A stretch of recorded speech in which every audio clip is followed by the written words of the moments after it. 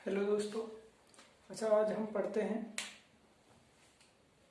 हम आज जो हड़प्पा सभ्यता है, सिंधु सभ्यता है, उसके प्रमुख नगर पढ़ते हैं कि वो कहाँ कहाँ स्थित है, उनकी खोज किसने करी है, कब खोज हुई है और वो वर्तमान स्थिति में कहाँ पर स्थित हैं, किस नदी के किनारे हैं, ये आज की वीडियो में मैं तुम्हें बताऊंगा। तो देखेंगे। चलो, टाइम बिना गंवाए हुए जल्दी से पढ़ते हैं।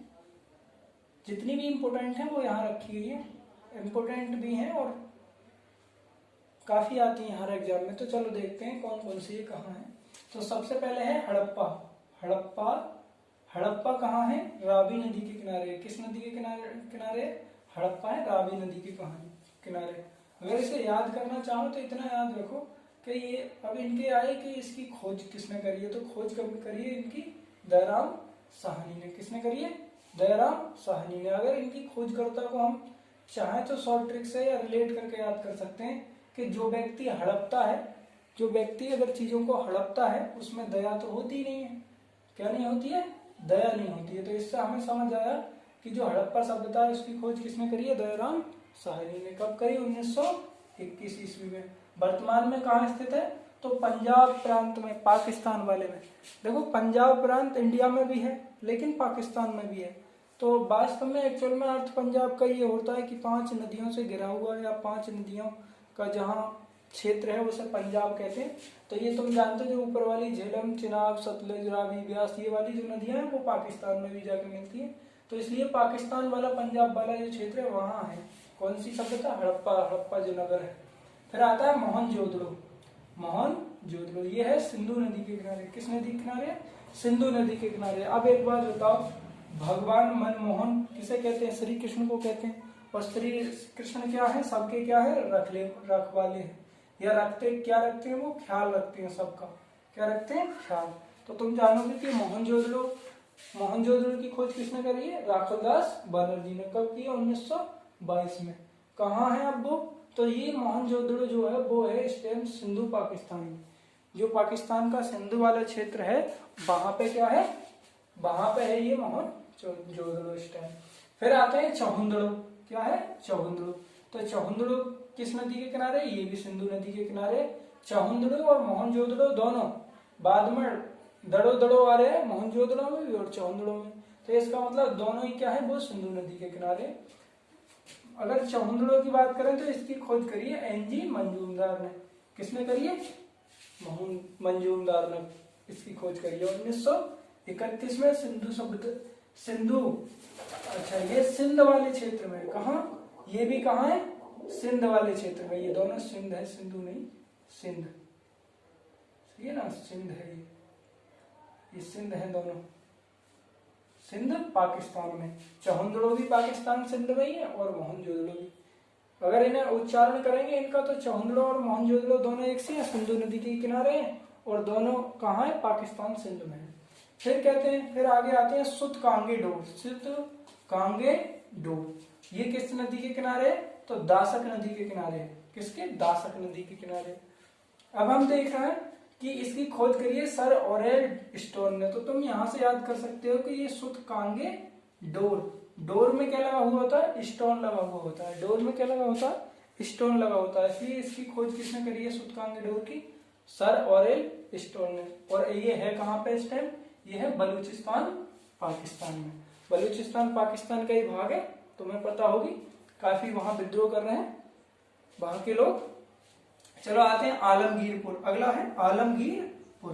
तो आलमगीरपुर किसके किनारे है? हिंडन नदी के किनारे है। किसके? हिंडन नदी के किनारे है।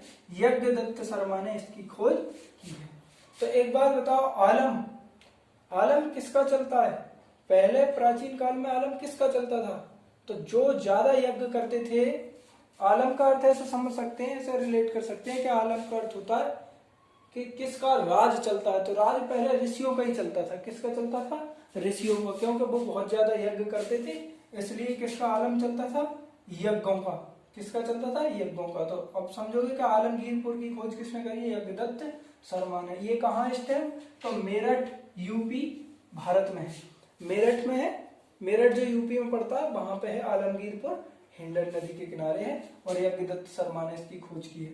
फिर आते हैं रोपड़, क्या है रोपड़, तो रोपड़ किस नदी के किनारे है, तो रोपड़ है सतलज नदी के किनारे, किसके सतलज नदी के किनारे है। और इसकी खोज किसने करी है, तो इसकी खोज करी है बीवी लाल ने, बीवी लाल ने खोज करी है। अगर इसे रिलेट करेंगे तो रोपड़, रोता कौन है, रो कौन पड़ता है, तो रो वो पड़ता है जिसकी बीवी कैसी हो, जिसकी बीवी आंखें लाल कर रही हो, मतलब नाराज हो, तो वो क्या करता है, वो ही रोता है। रो कौन पड़ता है, जिसकी बीवी आंखें लाल कर रही हो बीवी, तो वो ही रो पड़ता है। तो इससे समझ पा रहे हो तुम कि रोपड़ की खोज किसने करी है, बीवी लाल ने। कहाँ है इस टाइम ये, तो पंजाब में है, पंजाब में सतलज नदी के तट पर है। फिर आते हैं रंगपुर, रंगपुर किस नदी के किनारे है, तो हम देखते हैं रंगपुर मादर नदी के किनारे है, किसके, मादर नदी के किनारे है। तो तुम जानते हो कि बच्चे पे रंग कब आता है, बच्चा रंग कब दिखाता है, जब वो अपनी मदर के पास होता है, किसके, मदर के पास। तो ऐसे याद कर सकते हो कि रंगपुर किसके पास है, मदर के पास है। इसकी खोज किसने करी है, तो माधो राव ने। तो तुम समझ रहे हो माधो राव बत्स, तो ये यहाँ से बत्स का अर्थ होता है बच्चा। तो तुम इस तरीके से याद करोगे कि बच्चा रंग दिखाता है कब, जब वो अपने मदर के पास होता है। तो मदर से हो गया मादर नदी और बत्स से हो गया माधवराव बत्स। और रंगनाथ से तो इसका नाम ही पड़ा है रंगपुर, रंगनाथ रंग। फिर आते हैं कहाँ है इस टाइम, तो ये है गुजरात में, कहाँ, गुजरात में। फिर आते हैं कालीबंगा, तो कालीबंगा का अर्थ जानते हो तुम, क्या होती है, काली चूड़ियां होती है, क्या होती है, काली चूड़ियां। तो अब हम ये देख रहे हैं कि काली चूड़ियां घर घर होती हैं, कहाँ होती हैं, घर घर। काली चूड़ियां क्या होती हैं, घर घर होती हैं। और कब होती हैं, काली लाल हरी चूड़ियां शादियों में होती हैं, कब होती हैं, शादियों में। तो जब शादी का घोष होता है, घोष का अर्थ होता है ध्वनि, तो जब शादी की ध्वनि होती है या शादियां होती हैं, तब क्या होता है, घर घर काली चूड़ियां, काली लाल ये चूड़ियां आती हैं। तो कहाँ आती है, वो घर घर। तो इससे हो गया कि कालीबंगा किस नदी के किनारे, तो कहोगे कि घग्गर नदी के किनारे। किसने खोज करी है इसकी, डीए घोष ने खोज करी है। कहाँ है, हनुमानगढ़ में है, राजस्थान में। ये ध्यान रखना, कहाँ है, हनुमानगढ़ राजस्थान में, बहुत आता है ये। फिर है लोथल, तो लोथल गुजरात में है, अहमदाबाद में। लोथल प्राचीन काल का क्या है, बहुत बड़ा या बहुत फेमस, क्या है ये, बहुत ही फेमस, ऐसा मान लो कि बहुत फेमस बंदरगाह है लोथल। तो लोथल किस नदी के किनारे, लोथल है भोगवा नदी के किनारे।